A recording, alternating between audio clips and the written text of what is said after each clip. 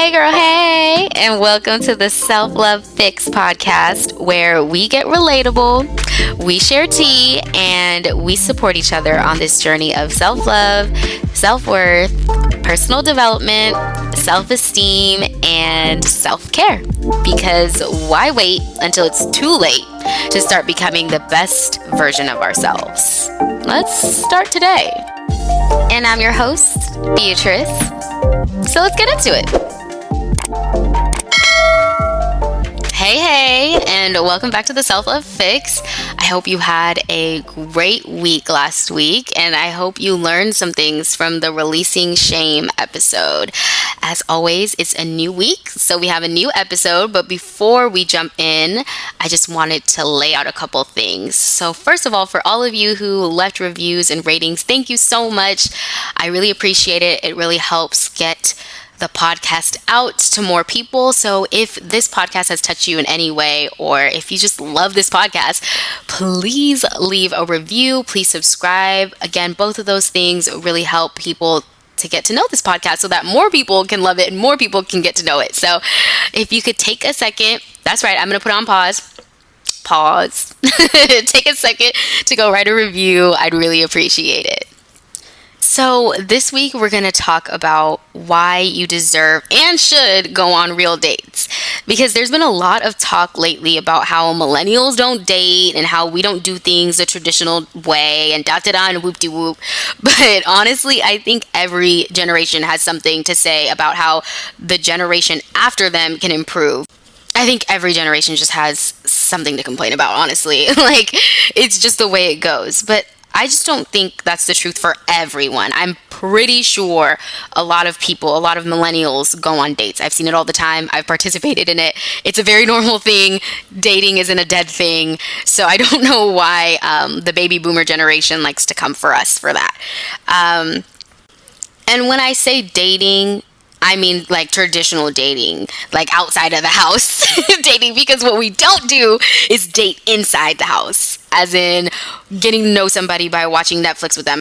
By this point, we all know that's not really dating someone, right? It doesn't really give us the opportunity to get to know them, or really just any other house-like activities. This is not to shame anyone who is looking for a rump and bump. I mean, sis, if that's your wave, ride it. Don't let me yuck your yum. If that's what you want to do, go ahead. But I'm really talking about people who are looking to date someone to get to know them because they want to be in a relationship or start some kind of relationship with them. So this episode isn't going to be geared towards you if you're not looking for a relationship or if you're looking for that rump and bump.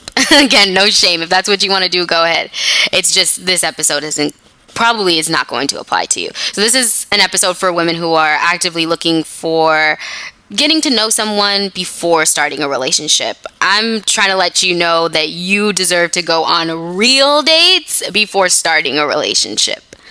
So, while there may be some truth to the baby boomers' claim that we don't date, and I'm doing air quotes right now, in a sense that oftentimes millennials are more laid back than the generation before, I don't think that our willingness and ability to be laid back should excuse us from getting to know someone well before making a commitment to them. And we're going to get into why that is. It doesn't need to be a fancy dinner. You know, going on your first couple of dates just needs to look like spending time with someone in an environment that is conducive for actually getting to know them. Which is why doing something in public traditionally is always a go, because let's get real. Can you really get to know someone, I mean the real someone, in their house? Or are you just going to get to know what they have going on underneath their clothes? No shame, once again.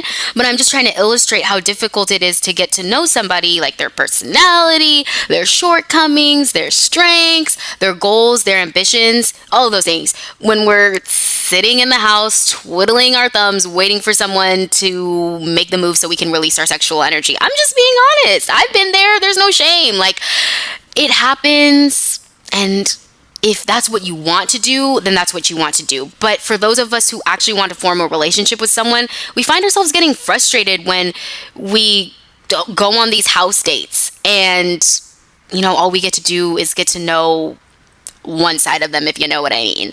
And this This term house dates, by the way, I got it from some Twitter quote that I saw my friend post, and I just think it's the funniest like concept, like house dates. So I'm probably gonna say it throughout the podcast because I find that to be so funny. House dates, because it's a thing. Like people do this, as in like guys think it's okay to have us over or to come over to our homes for a house date. Like, come on.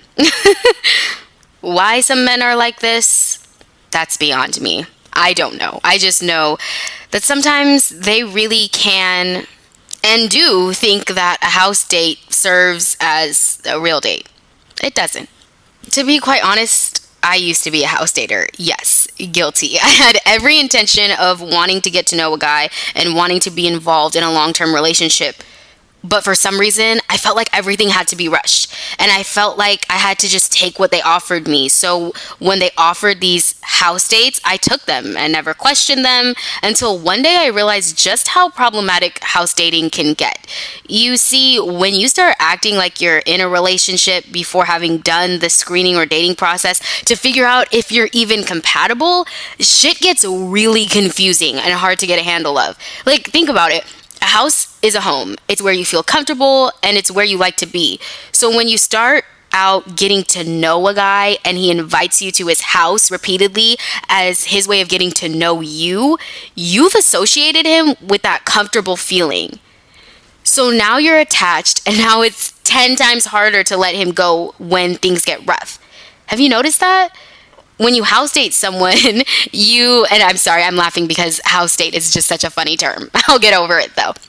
But when you house date someone, you're like making excuses for them and writing things out, even when your friends are telling you he's not it. Let him go, sis. He's not serving you. He's not good for you. You just can't see it.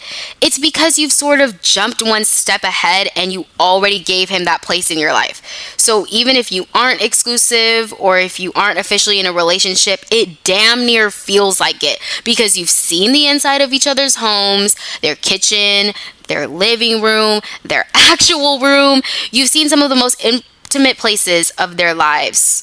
Or vice versa, they've seen the most intimate places of yours, i.e. the inside of your home.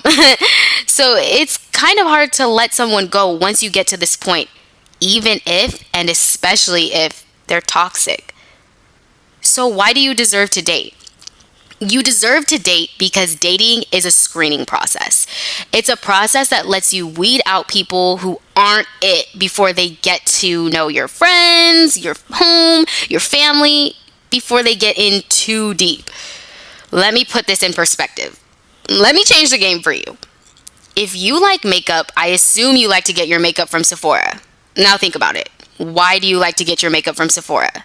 Probably because you get to try on that Laura Mercier translucent powder before dropping $40 to look like Ash. Am I right?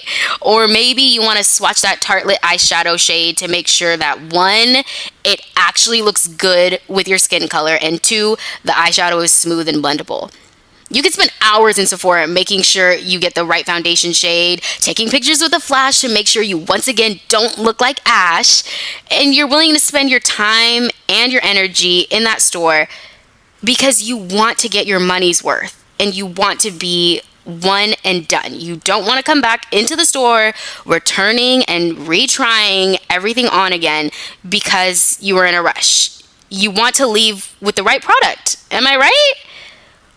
Well, sis, what if I told you that the way you approach Sephora is nearly identical to the way you want to approach dating?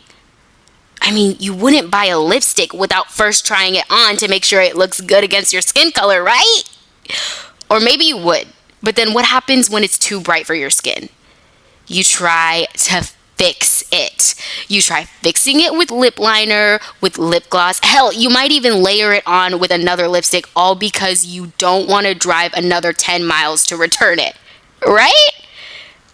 That lipstick scenario is literally a metaphor for what happens when we house date, expecting someone to cultivate a healthy relationship with us. We rush the process by skipping the dating, i.e. the screening process. But because we jumped ahead, we're reluctant to let them go. So instead, we try to fix it. We try to make it work. And then by the time we figure out we're not compatible, we might already be attached. So removing said guy or girl that we're not compatible with starts to feel more like an uphill battle than just a simple, hey, it was great meeting you and thank you for offering a second date, but I have to be honest, I don't see this going anywhere. Which would feel so much easier to say if you had went on a date first, because there was no investment made and, more importantly, no attachment formed. I want to once again emphasize that this is not to shame you. This is me telling you you deserve better. And maybe all you've ever been offered is these house date arrangements and you don't know any different of an experience, or maybe that's what feels comfortable to you because, once again, that's what you're used to. For a long time, that was me too. And then I decided I deserve to screen in or screen out people before making a decision about having them in my life. So I want you to realize that too, that you deserve to be able to go on multiple dates with someone to decide if you really want to let them in, to be able to know more intimate details about you. If they didn't want to make the investment of setting time aside to get to know you before jumping ahead or wanting to be exclusive with you or wanting to invite you into their home, I mean, let's get real here.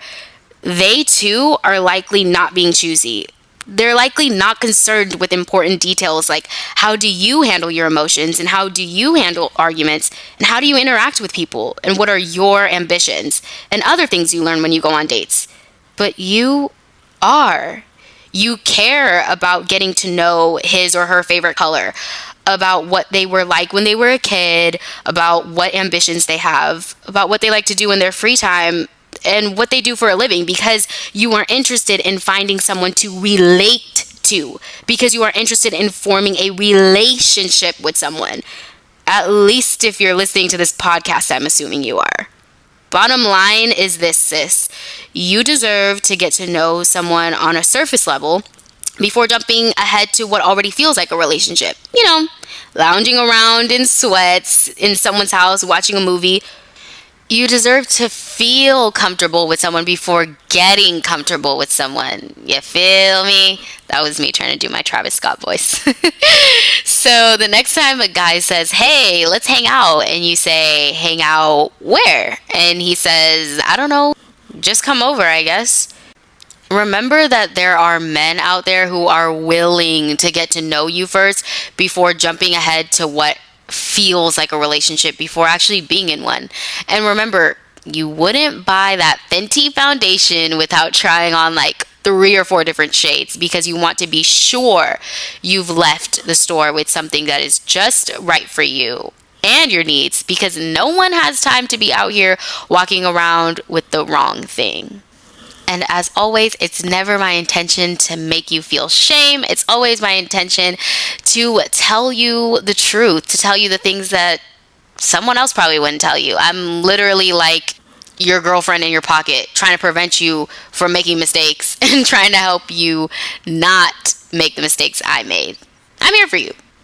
So thank you so much for listening to this week's episode, and I will catch you next week. As always, remember to rate, review, and subscribe. Don't forget the subscription part. It's so great to subscribe to podcasts because then you get to be the first ones to hear it before somebody else, and you just don't have to worry about going and searching for episodes because they're already right there on your phone. So go do it. It's free. I'll catch you next week. Thanks for listening.